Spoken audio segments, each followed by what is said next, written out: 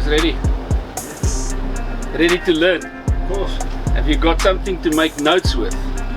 Because last week the one old man sat there, and when I took him out on the boat, he said to me, "Goodness gracious, you lost me after 15 minutes." He says, "So I've got to come back for more because you know, there's so much to learn."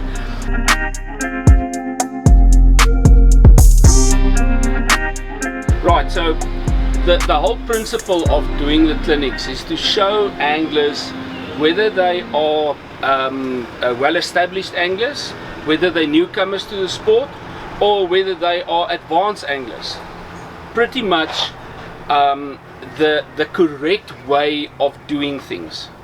And it's not about, yes, it is about promoting our brand, but you can use any other brand, whatever suits your fancy, because not everyone likes a BMW or a Mercedes-Benz. Some people do like a VW, and some people do like a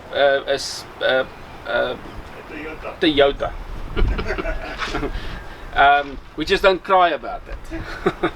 But nevertheless, it's about the principle of the actual art of fishing and doing it correctly, because there are people doing things so horribly wrong, and we've had a discussion on our syndicate group the other day where, you know, people they even pass a tackle inspection, but they still get it wrong when it comes to the actual fishing side of things.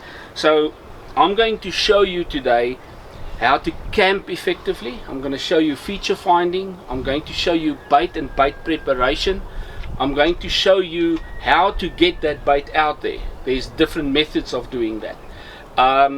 And I'm also going to show you rigs, lead systems and stuff like that, because there is something like rig mechanics. And if your rig mechanics don't work, you are going to end up not catching. And sometimes those fish are so crafty that they pick up the bait and get rid of the hook without you getting an indication. And it doesn't matter what technology you use. At the end of the day, the underwater series from Corda showed, and especially Underwater 8, where a guy literally gets one single bleep, but the camera shows that that fish had that rig in his mouth for like 10 seconds and then he got rid of it. So that is the crucial part. So if we get the basics right, we are going to end up catching more fish. Alright, coming to feature finding, I'm going to show you quickly how we do the manual version of feature finding. In other words, using a marker float with a probe lead to actually feel how the bottom feels like.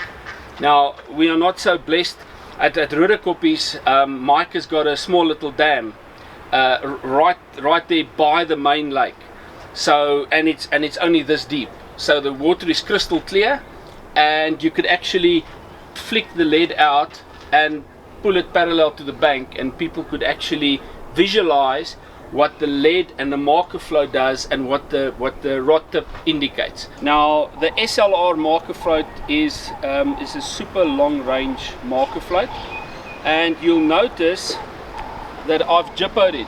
I've got some reflector tape on some of the darts, and I've got a little band of reflector tape around the marker float itself. Now there's a good reason for that. When I do my feature finding, I actually want to find out what is in front of the entire swim in front of me. So a very easy way of doing that: take an A4 sheet of paper and draw some parallel lines. Now you would know that because in the early days when you guys were battling, we started showing you guys how to work that. So if you know geography and you know how contours work, the contours in a lake works reverse around. So we're not looking for the peaks, we're looking for the actual contours of the lake, because we want to find what is in front of us, where's the drop off, and where do you get plateaus and stuff like that. Where do you get little gullies? Because that's areas where fish normally would patrol. So what I do, let me just explain to you what we do. I've got those parallel lines, so you can divide your swim into 4 sections, 5 sections, 6 sections. It doesn't really matter. Now on a lake like this, obviously we are blessed with one of our members that scanned the entire lake. So we've got the entire lake contours from A to Z. So we know exactly at what distance you get what depth. But if you are new to a venue, the best thing to do is, before you start fishing, just spend some time and do some, what we call in English, plumbing. Plumb your swim and start drawing yourself some pictures so that you can work out that when you come there for the first time to actually do a proper session of fishing, that you're not fishing blind. You actually know exactly where you want to fish, and this is where the rangefinder comes in nicely. So I would cast out my marker float as far as I physically can if it's a big body of water, and I would pop up the marker float. So first of all, I know what is the depth. Secondly, I know what is the distance from between myself and the marker float. So if that lead ends up right at the bottom, and you've got it popped up, and it's sitting like that above the water, the distance between myself and the marker float is let's call it A. But the distance between myself and the lead is what we call B. So, we draw a triangle. So if you are going to be casting your lead right at this point, you're going to get a pendulum effect, and you're going to end up like there, which is already a meter away from where you actually got your feed. So you want to actually land your lead here, so with the pendulum effect you can end up there. Now there's an easy way of determining that. So you take your distance sticks, and we put the distance sticks 5 meters apart because it's very easy. If you wrap at the length of your rod, if you use a 10-foot rod and you use a 13-foot rod and you use a 12-foot rod, you're going to end up with different wraps. If the guy says, no, I'm fishing at 26 wraps, okay, 26 by 12, 26 by 13, 26 by 10. Now you've got to do math, and I mean, not all of us want to do math when you come fishing. So we've got a saying in Afrikaans, om te meet is om te weet. So the easy way, 5 meters apart, I can stand in the middle with a 10-foot, 12-foot or 13-foot rod, and I can reach the ends of the distance sticks. So what you do is you pull your marker float all the way down until you feel it hit the lead, and then you clip up, and then you come and you wrap around, but you wrap around not to the tip of the rod, you wrap around to the reel, because if you cast and you hold back and you hit the line clip and you throw your arm forward, if it's a 13-foot rod, that's 3.9 meters plus the distance that you are throwing your arm forward, that you are adding to your distance. So it makes it inaccurate. So you clip up to the reel, and when you hit the line clip, you can now manipulate. Do you want it to fall here, there, or do you want to hold it back? So that's the theory behind it. Let me quickly pop out the lead and I'll show you quickly what you feel for. I wet my spool first, and in here I've got some sunlight liquid and normal water. So I'm not going to cast it out far, because about 40 meters out we're already in 50 foot of water. So I'm just going to flick it out.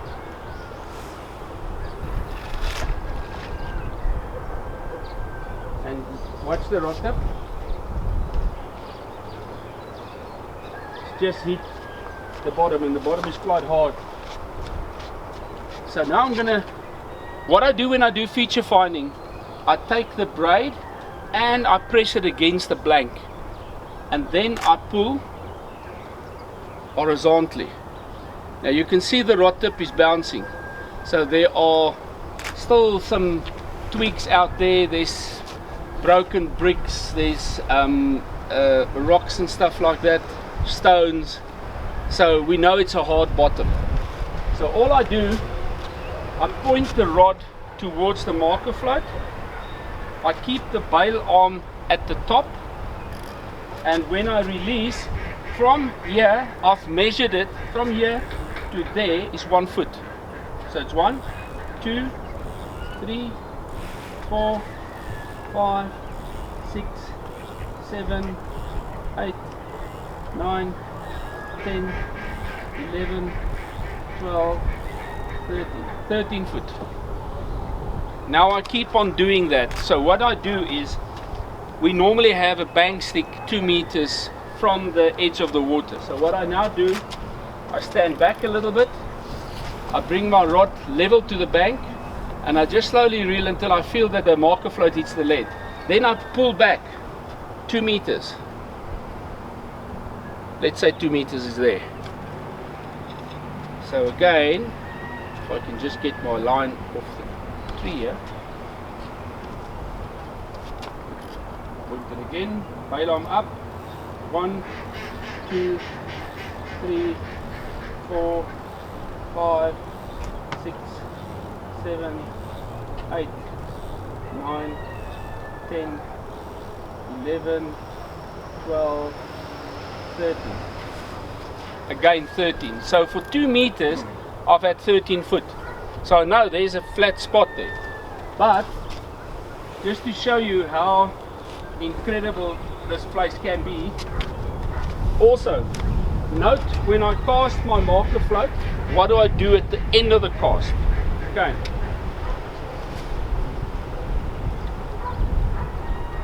Okay, now I must just remember I've got lines out there, so I've got to cast it this way.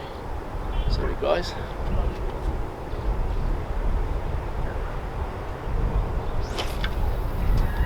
Watch what I do. I feather the line.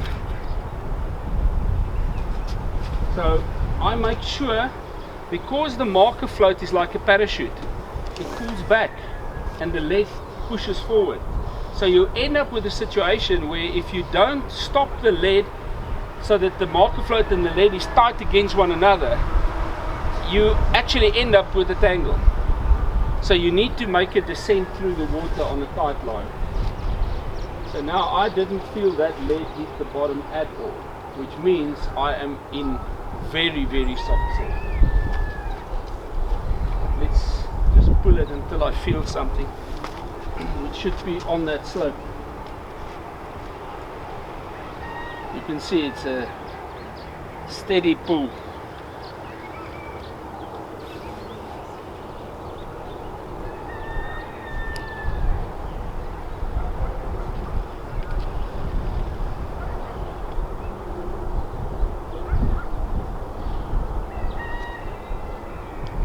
See, it's still very soft there. It's about 54, 55 foot of water there. Hello, sweetness.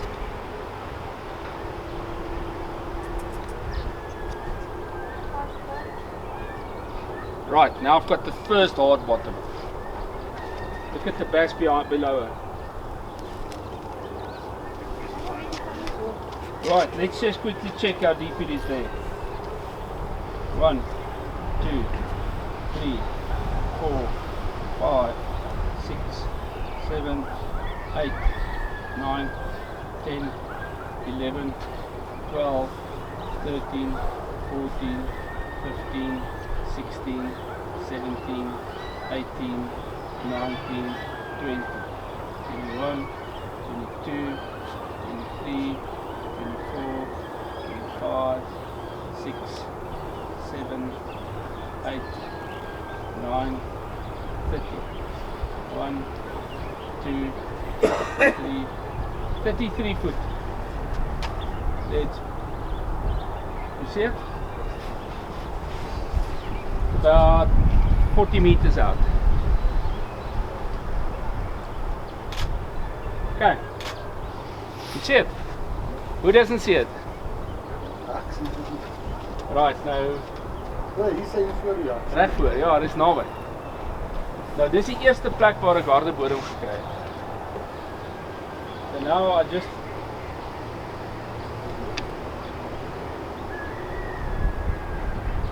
now I've just hit the lead. So all I'm going to do is I just pull back some horizontal again, and then I pull back 2 meters. So now what I can feel there is I've got some hard rocks or something, and I've got something soft in between.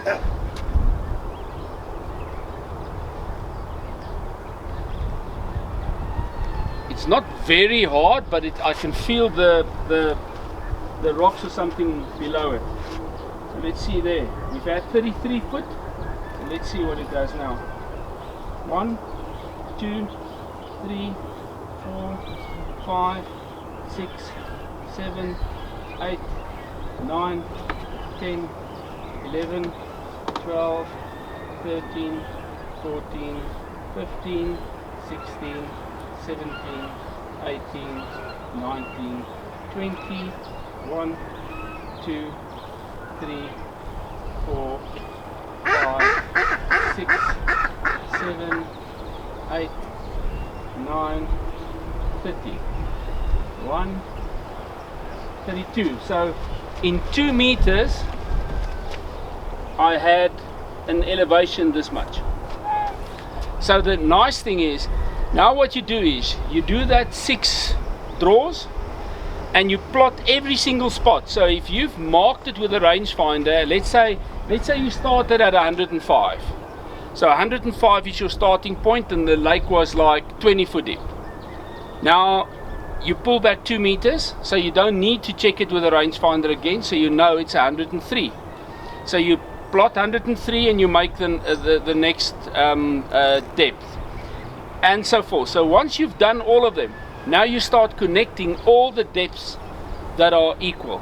So 20 foot, 20 foot, 20 foot, 20 foot, you join, and the same with the rest, etc., etc. And then you'll start noticing that if there is a steep incline, you've pulled in 2 meters, but the lines are much closer together. So you know there's a steep incline.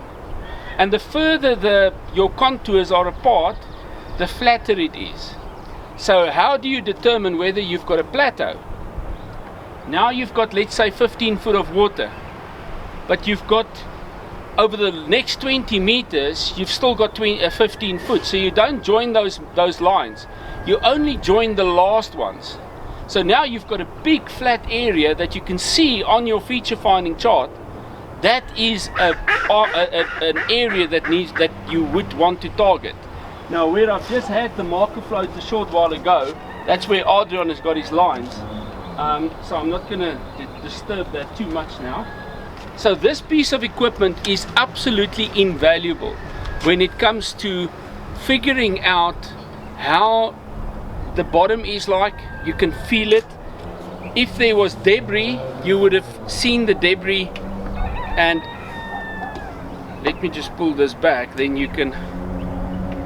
Right, so who wants to come and smell that? That is the silt that we just pulled, that very, very thick silt. Just smell there, yeah. It's not horrible, okay? That's what we call glassy silt. It is super, super smooth, and it's not an off-putting smell. Now, how do you determine whether it's good silt or bad silt? Good silt doesn't have a horrible, horrible smell. Do you want to smell that? Smell that rubber there. Because I pulled it through silt that is probably this thick. So now I know from the history of this property that silt is actually what you see behind you, is the fine powder from the brickworks. So it's a clay. Now what happens at this venue, for argument's sake, if you've got a heavy downpour of rain, the water becomes super murky, but it's only murky for 3 days, then it's crystal clear again, because there's no harshness in it. It's actually clean clay substrate, and it sinks very, very fast. So you fished harties recently, eh? Right. Now, where he fished harties, if you do exactly this and you smell your lead, you want to vomit. Now that is what you call horrible dirty salt. This is crystal clear because it smells like metal. Okay, now we go to another thing which I could quick push this down and I'll show you quickly. This is an old popping rod. As in saltwater popping.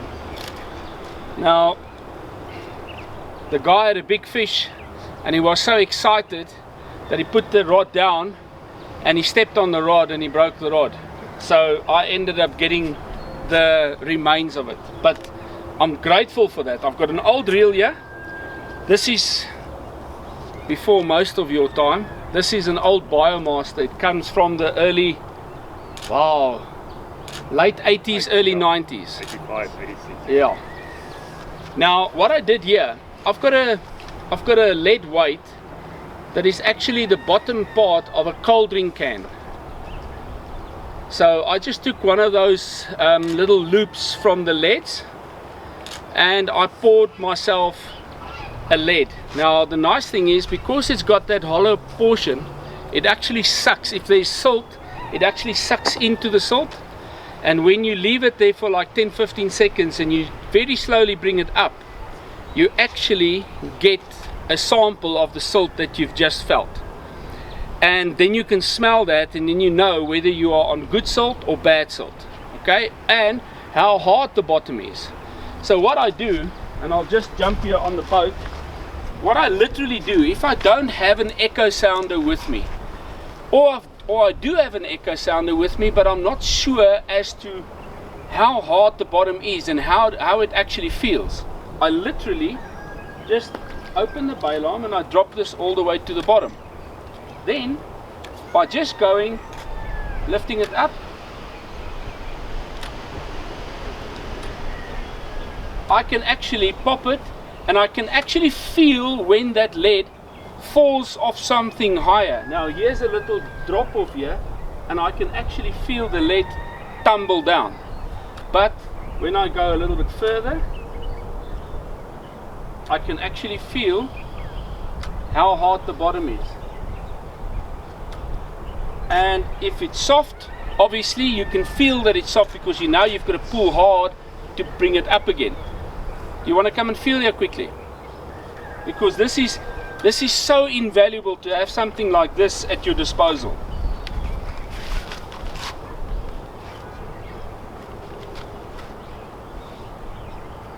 You lift it up high and drop it hard, then you know, then you can actually feel how hard it is. You can feel it tumble. Yeah. Yes. So this is just one additional tool. This is just one additional tool that we use to actually find out what are we fishing on, because your echo sounder might show that you're fishing on a hard bottom, but is it hard sand? Is it gravel? What is it? So this would determine, and what we do at Rudderkop is, obviously when the wind blows it makes it slightly more difficult, but so what you do, you're now on the water and you feel for, now let's go back. Rudderkop is mainly a hard gravel bottom. So what do you look for when you fish at a dam like that? The anomaly, which means the soft bottom. So if I now determine, now I'm popping this, and now I feel, oh, this is nice. I've literally moved it 40 centimeters, but it's soft. So what we do, I take that Zig Mix, the mainline Zig Mix. So I've got some in my mousetrap feed.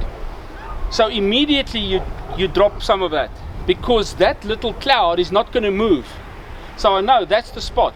So I quickly lift this up, put it in the boat, take my rod, put my rod on the little cloud, and then I put the rest of my mousetrap feed. Now I know the area where I found that anomaly, I've now pinpointed that, I've dropped my lead, I've lifted it up, and I've redetermined that I'm fishing on the right spot. Out here is a little bit more difficult. Now Adriaan can tell you what, hey sissy, Adriaan and Rudy can tell you what happens out here, especially on the opposite side of the dam, because you're not going to be fishing the middle of the dam in 56 foot of water. You're going to be fishing that area where you've got a drop off and it makes just that slight flat, and you can actually see your lead go down. You can act at night, you can, I mean, you did it last night, eh? He could reposition his lead as many times as he like until he's happy, and then you put your mousetrap feed out, and then you know you're fishing on the right spot. So yes, that's what we normally do.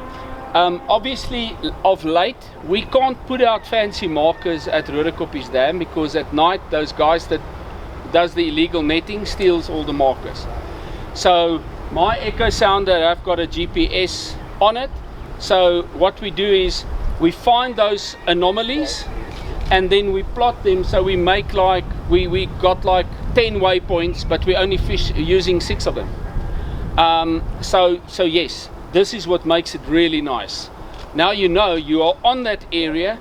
Now you can just drop your lead with your rig on, lift it up, put it down, and you know you can actually feel that as well. You know you're on the right spot. Clay is you pull it and it feels like you're sliding on a glass table, or a very smooth concrete floor. But silt, you can actually feel. I'm going to just quickly cast it into that thick silt. Put your hand on the braid and on the blank. Now pull this way. There's very slight resistance, but, yeah, but it is smooth. That's it. Now on clay, you're not going to find any resistance. It feels like you're literally pulling it over a glass table. Okay, so nothing at all. No.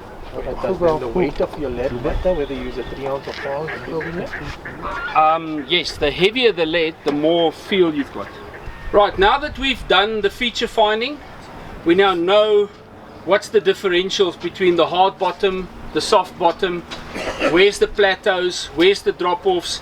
So now we go to the next stage. We need to obviously figure out where are we going to position our baits. Now first and foremost, if you find a plateau, any plateau is always a good starting point. Always, always, always. So never neglect a plateau. You had Gabby from that plateau by number 2, right? So there's lots of little plateaus here. Now you get them, some of them are this wide, some of them are as wide as the table, and then this one out in front of us are literally the size of this area. And there's so little difference between the bottom end of that drop and the top end of that drop. So you can literally fish anywhere. So the big thing is finding the anomalies. So that willow tree is a starting point. So Adriaan loves fishing just off that, because on the echo sounder 2 rod lengths to the left is a tree, and 2 rod lengths to the back of it is another tree. So fishing between where the drop off starts, or the plateau starts, you've got a tree. So that is a good ambush point. The fish will be patrolling alongside that wall all the way through. So they come from a very snaggy area and they patrol through. So they will obviously be patrolling this narrow portion here, not the far end of the plateau necessarily. I'm fishing the back end of that plateau, so where the plateau becomes the narrowest, I literally have, probably from me to Adriaan, that's the area I've got. where Adriaan have got 6 times the width to play with, I've only got this little bit. But it's still the same general area that the fish patrol. Now Werner and them this morning had a fish jump 15 meters out, exactly at the bottom end of that plateau. So always remember that. The plateau on this side of the dam, the plateau on that side of the dam. Now the plateau on that side of the dam is literally this wide. So, and it's between 20 and 23 foot of water. So if you find the 20 to 23 foot, and I showed a gentleman the other weekend, you go right up to the bank, you turn the boat around, and then you slowly go outwards. And you see the slope goes down, down, down, down, and then it just makes like a little flat and then it goes down again. That little flat, that's the area where you want to be. So pinpointing at a crucial venue like this is the difference between catching and not catching. At Rudekoppies Dam, the area we're fishing is in 10 meters of water, but it's a plateau that looks like the Vaal Dam. It just cuts all the way through, and then you get these little gullies with the soft bottom. So we fish on the edges of that plateau. So, and that's why I say the entire lake is gravel, so we look for the anomalies. If it's a soft lake, you look for the harder parts, because that edges between hard and soft is where you find snails, bloodworm, and all sorts of crustaceans. Here we've now just had a big Daphnia bloom. So you can see it on the echo sounder. It is just one wall of living organisms, and the fish love it. So that's why if the wind blows to the sanctuary, that Daphnia goes towards the sanctuary, and that's where the fish are. So we've just got to wait for the wind to turn, and hopefully we can get the fish this way. All right. So now we've decided we're going to be targeting a specific area. Whatever your choice, that doesn't matter. Now it comes to feed, because after camping, setting up your camp, doing your feature finding, now you've got to prep your feed. Now there are lots of guys out there that are selling mixed particles. I'm not a big lover of buying mixed particles together. And why? Because every single particle has got its own enzymes and aromas and attractions. Now mixing them all together and keeping them for long periods of time, you're masking those goodness. So what we do is we literally take the different particles, prepare them separately, and then mix them just before we put them out. So right, are you ready? Look at this. Mousetrap is 1, maximum 2 hands like this. This is what a mousetrap is. You don't really need more than that.